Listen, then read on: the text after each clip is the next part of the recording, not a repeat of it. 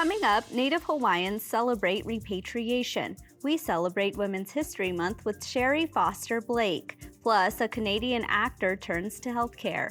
I am Aliyah Chavez. Join us for those interviews, plus headlines from the ICT Newscast. Arizona State University welcomes 3,500 Indigenous students from Arizona and across the nation. It serves one of the largest populations of Indigenous students among U.S. colleges and universities. We created a sense of place for tribal nations to create futures of their own making through community outreach and research, taught by world-class Indigenous faculty where they see a reflection of themselves and their experiences. Find community at ASU.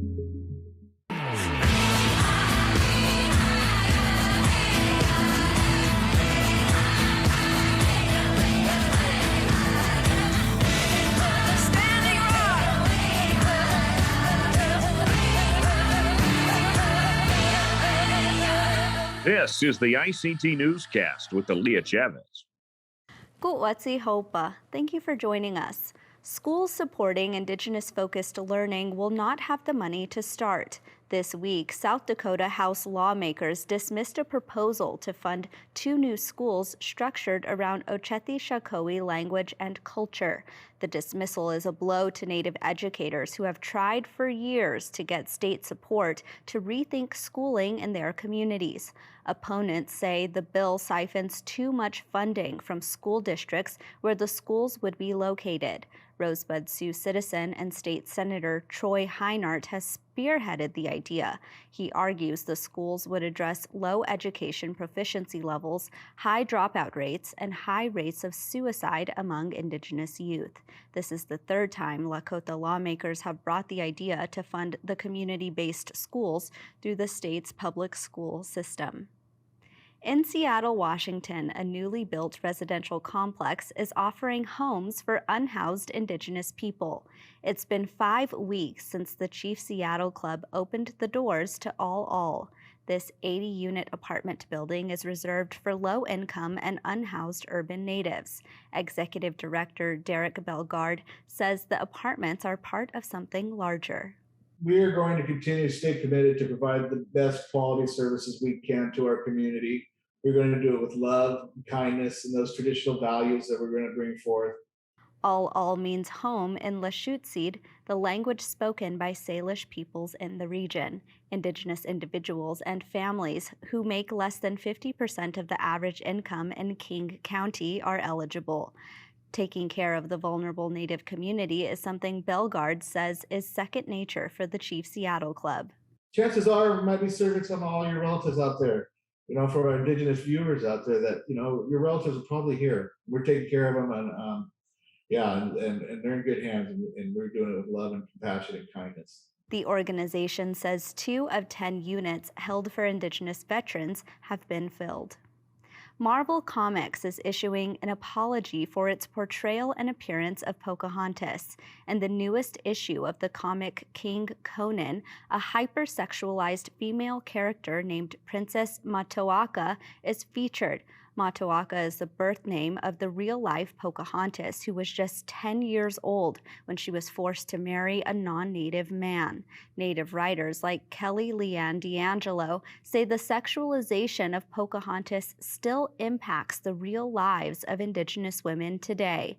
Independent comic publisher Lee Francis says mainstream comics need to begin hiring Native editors and executives.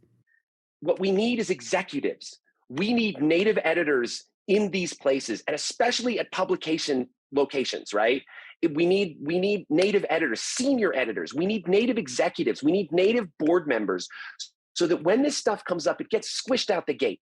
And writers and folks don't have just this free range to use Native identity. Marvel has agreed to change the name of the character in question, and writer of the issue, Jason Aaron, has also issued an apology. More than 10 years ago, one Navajo family started saving their money to open an outdoor market where Native artists could sell their creations. As Patty Tholahongla reports, that dream came true in 2018 when the Native Art Market opened in Scottsdale, Arizona. So we are a Native art market. We are here to give Native Americans a safe platform to sell our jewelry. We have a little over 400 vendors signed up with the program, and then we have 30 vendors who go around each weekend. So it's different every time you come out here. The Native Art Market is a family-owned business. Devin Tooney, Heather Tracy, Denise Rosales, and Tyrell Tooney started the market in 2018. It closed for months during the pandemic and reopened last summer. The location is on the land of the Salt River Pima Maricopa Indian community. Each vendor must purchase a $125 business license from the tribe. You know, there's a fee for the market and stuff like that, so I want to say that I make 8 times what I paid for the fee. So yeah, so I think it's very good. Venus Brightstar comes all the way from Tennessee to sell. She plans to pass on the business to her granddaughter. And sometimes if you want to feel mysterious, you know, you can throw it over like this, and you know, you can keep the sun off your head. The success of the outdoor market led to the family opening a store in the heart of Old Town Scottsdale, 1,700 square feet packed with items.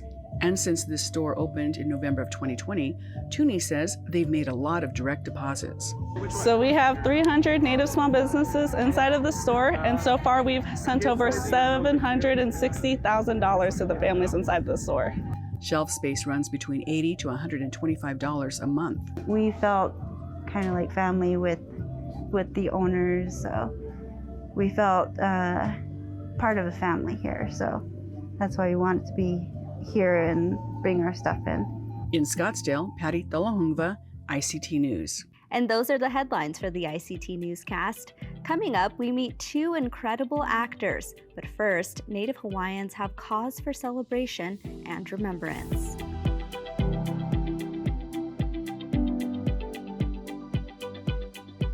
Earlier this month, Germany's Übersee Museum began repatriating 8 iwi kupuna, or Native Hawaiian ancestral remains. One of the delegates who traveled to Brennan was Halealoha Ayau from the Office of Hawaiian Affairs. He tells us about the remains.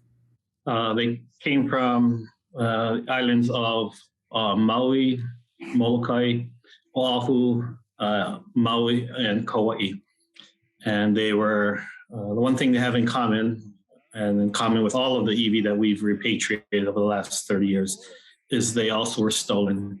Native Hawaiians expressed a myriad of emotions when the reparation came through. Relief, joy, healing. It runs the gamut to even those who are upset.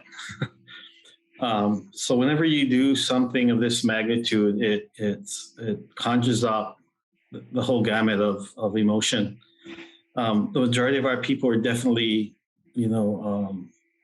very happy that the kupuna were coming home and that our ancestral foundation was being restored. But then hand in hand comes the realization and the anguish that they were desecrated and that they were stolen and that they were dehumanized. And so in order to get to the joyful part, you still have to pass through the dark part, unfortunately. And, so it's a combination of both, sheer happiness, but also just gut-wrenching pain to realize that we were thought of as less than human, objectified by Western science in order to maintain, their prioritizing of white culture. So that's the hard part. But overall, setting an example to our people that we can make a difference on the international stage by recognizing that we're just fellow human beings. I think that was the highlight of the trip. That was Halealoha Ayau from the Office of Hawaiian Affairs. In Canada, Dr. Evan Adams is in the running to become the next president of the Canadian Medical Association. In 2002, Dr. Adams graduated from medical school to begin his career as a physician, but at the time, most people knew him as Thomas Builds the Fire, a character he played in the 1998 movie Smoke Signals. Earlier this week, I asked him about the Canadian Medical Association. The Canadian Medical Association represents the interests of over 90,000 Canadian physicians. And some people in the US may know our American counterpart, the American Medical Association. And of course, we're concerned about our members, physicians, but also about the health of our populations in our country. So it's a really important role, and I think it's time for an Indigenous person to hold it. Dr. Adams talked about his decision to seek this office. When I was younger, my father, who's a very traditional person, talked a lot about leadership, and he talked a lot about how someone has to lead. And Indigenous leadership is very service-oriented. It's very humble. You hold other people up. And so I heard a lot about that when I was growing up, and actually becoming an actor was in response to that, because I felt like it was such a heavy burden. Every Indigenous young person is told you have to help the people. We're having such a hard time. And I loved being an actor, but I knew that I should come back to responsibility. And definitely when I was approached about running, I thought, no, how could I possibly do this? And others said to me, including other Indigenous physicians, that my leadership was sound. My resume was sound. I should throw my hat in the ring. And I thought, yeah, it's time for us to rise up. That was Dr. Evan Adams, who is in the running to be the next president of the Canadian Medical Association. The election will be held on March 15th. In Phoenix, Arizona, the basketball arena was lively last weekend. The game was broadcasted in Navajo and Apache. ICT's Patty Tholohongba reports. This team from Hopi High was the first team to win a state championship for the school 25 years ago. Let's give a warm welcome to the 1997 2A Conference champion, Hopi Bruins. Next up, it was the epic showdown between Aliyah and Chin Lee, as the game was called in both languages. It penetrates the soul, and so when it's done in the Apache language, it hit home. Udell Opa called the game in Apache. Ellie Williams gave us a sample of what the play-by-play sounds like in Navajo. Fit that shit, like he came down and fit that shit, is a foul. Behind the three-point line, the shot was made that went in. The crowd was wild from the tip-off. Sanchez with the ball now gives to Nosey. Nosey gonna drive up off the glass. Fans included royalty and elders who were on their feet. Chin Lee led the first period 21-10, but Aliyah came back and led by 1 point at halftime. The announcers got an earful from fans as they called the game. And in the timeouts, a little group sing-along.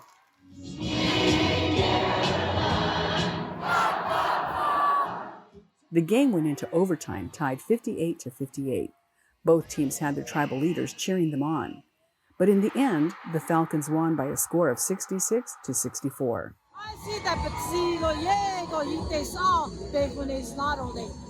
As Ellie Williams said in Navajo, it was a hard-fought game. In Phoenix, Patty Tholohongba, ICT News. We celebrate Women's History Month by taking you to California, where Sherry Foster Blake shares some special moments over her career working in Hollywood. She is an actress with a long list of credits to her name, including the very funny series The Unbreakable Kimmy Schmidt on Netflix and TNT's Crazy Horse, where she starred opposite of Michael Grey Eyes. Let's take a look at some of her work. So why do you keep coming back here? I lied. I love it. Those damn government schools did nothing but make us ashamed of ourselves. Well, don't blame me for your coming home. It would make your father very happy to see you married. Would it make you happy? I'm not young. I'm not so young either. You see how I am. And you know what they say. What a strange man our Crazy Horse is. Not so strange to me.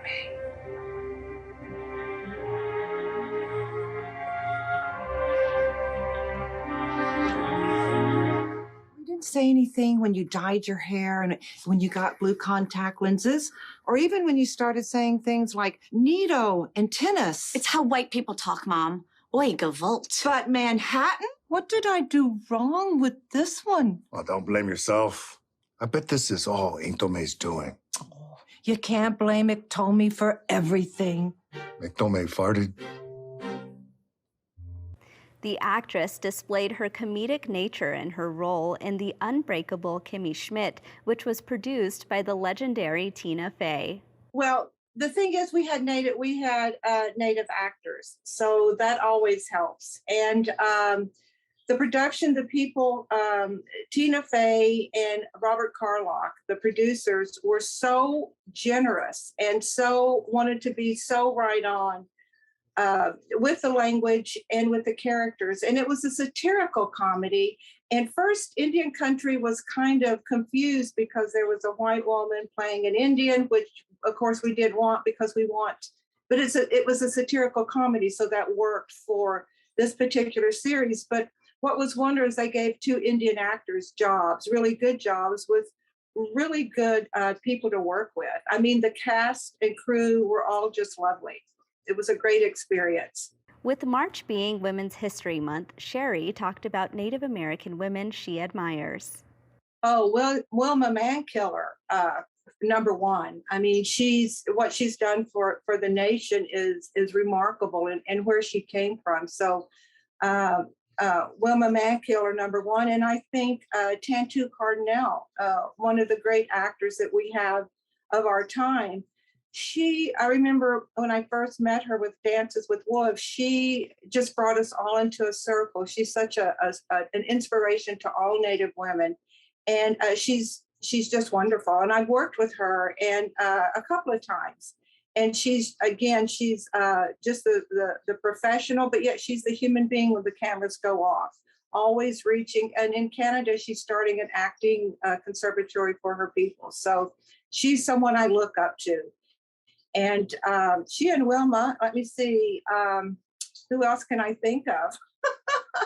That I've kind of been around a long time. So, those are the ones I know and that I've met and I've spent time with. The U.S. Supreme Court has agreed to hear Texas versus Holland, a case that has the potential to overturn the Indian Child Welfare Act. ICWA is a 44-year-old law that protects Native families and children. In April, a federal appeals court upheld the law and Congress's authority to enact it, but the judges also found some of the law's provisions unconstitutional, including preferences for placing Native children with Native adoptive families and in Native foster homes. Sarah Costelli is the executive director of the National Indian Child Welfare Association. She tells us more about this case. For the first time in 40-some years, a state sued the federal government over the constitutionality of the Indian Child Welfare Act. So the state of Texas was joined by some non-Native foster parents who are alleging that the Indian Child Welfare Act is based on race. Obviously, a fundamental misunderstanding about the basis of the law being tribal citizenship. So for the last several years, we've been working our way through the court system. And as you mentioned, just yesterday, the United States Supreme Court agreed to review this case.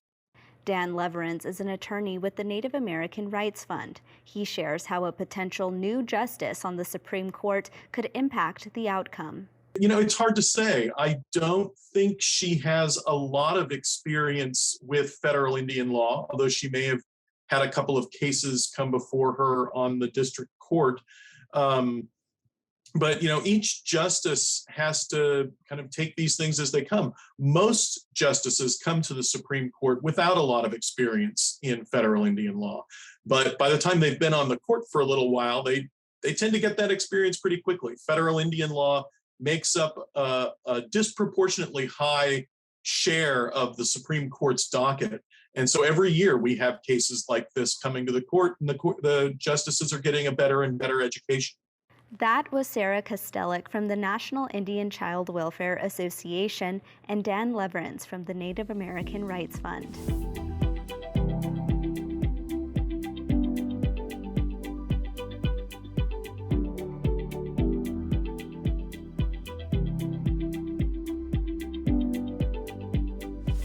Let's take a look at a clip from Bring Her Home.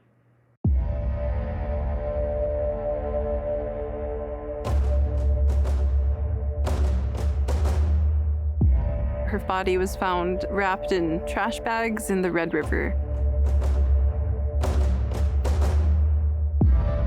she was kidnapped and raped, that she was meant to be trafficked. My people have gone missing since European settlers set land here on Turtle Island.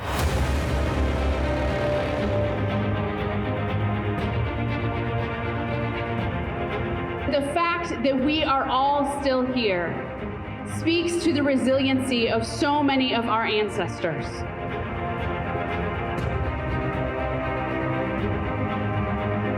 It wasn't until I was invited to curate where I connected my family's story to the missing and murdered Indigenous women epidemic. Oh my gosh, my grandma's part of that story. 600 registered sex offenders living in their town. We have tricked ourselves into believing that being extractive and domineering is the way to be. If you're not at the table, you're on the menu. Among the newcomers is Ruth Buffalo, who became the first Native American Democratic woman elected in North Dakota. Thank you, Representative Ruth Buffalo. You were meant to serve. How does somebody, when something bad happens to them, how do they come back to who they are? The other exit is over here. This group, we're going to go over here. Our pain is not for their extraction. We're dancing to bring that healing. It's for all people here on this planet. The 3 film participants in my documentary, Bring Her Home, is Representative Ruth Buffalo from Fargo, North Dakota, but she derives from the 3 affiliated tribes, the Mandan, Hidatsa, and Arikara people. And the activist of the film is Misty Babineau from the Red Lake Nation. And the artist in the film is Angela Two Stars from the Sisseton, Wahpeton, Dakota people. And I was very honored to have all 3 of them agree to participate in the film, to share their unique stories and empowering stories, especially when it comes to bringing awareness to the missing and murdered Indigenous women epidemic, and as well as showing us their experience in regards to making change in their communities. The documentary covers some extremely emotional issues. It required thought and prayer for self-care.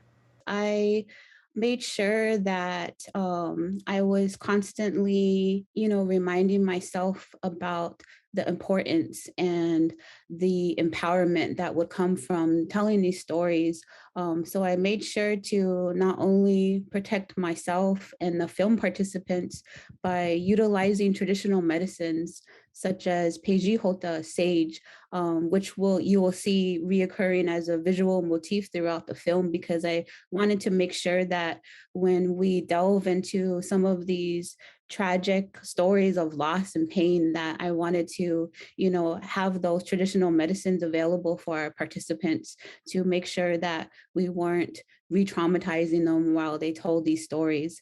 And I also not only wanted to touch on these stories that are so painful, but I made it a point to also talk about the resiliency that are within these women, especially, and that are within our communities, to really focus on a way forward and a way to search for solutions to this story as well, and to empower our communities to keep moving forward in a positive way, but also remind us that we have this resiliency within us that we can tap into, and that will help us, be more strong and more, I guess you can say, to serve as examples for our community members.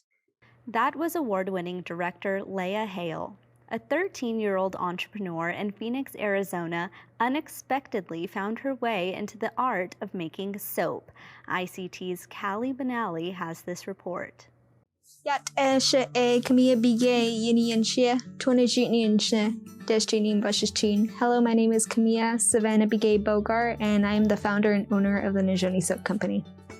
We're also known as Najone, and it means beautiful in Navajo. To be honest with you, I wasn't planning to be opening up a shop. It first started out as a coping mechanism for me after I lost my dad back in March in 2019. And I found soap making as a coping mechanism for me.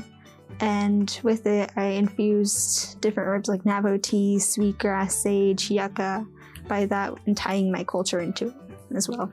And I started giving it to friends and family. They kept encouraging me to start selling it. So I sold downtown Phoenix for First Friday. My favorite part is naming the soaps because I get to share different parts of the reservation, and some of them actually do have deeper meanings, like the Shimmered Rose, which stands for my late great-grandmother.